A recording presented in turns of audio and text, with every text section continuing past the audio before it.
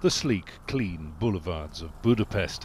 This is how an increasingly authoritarian government wants them to look. No refugees or illegal immigrants, and now no homeless people either.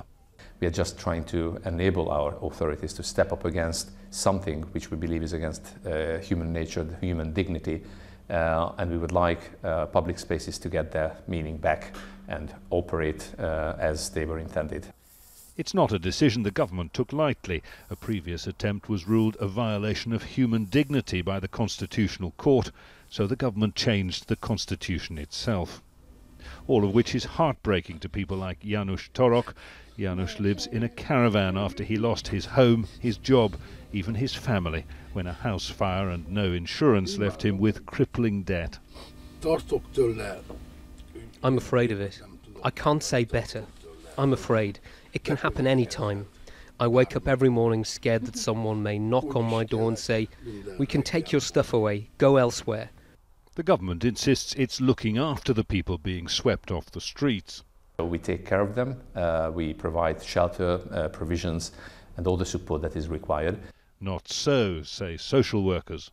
We believe that the shelter system is not going to solve this problem ever. And the government still thinks about opening some new shelters. But the numbers show that there are more than 30,000 people living homeless in Hungary. At the moment there are 11,000 sheltered places. Cycling through the city, volunteers carrying food and blankets search for those who've not made it to a shelter for the night. In a railway station underpass where dozens once slept, they find just 3 people.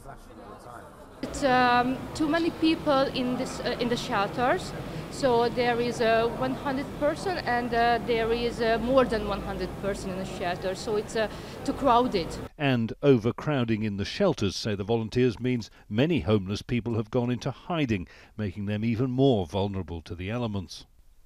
Shelters like these, this one is a private facility, barely come close to meeting the needs of the homeless on the streets. And while it's obviously a good idea to get people off the streets in below zero conditions like this, and volunteers are doing what they can, that's not the point behind the government's decision to criminalise homelessness in Hungary. One social worker described it as projecting power over the powerless. Jonah, Al Jazeera, Budapest.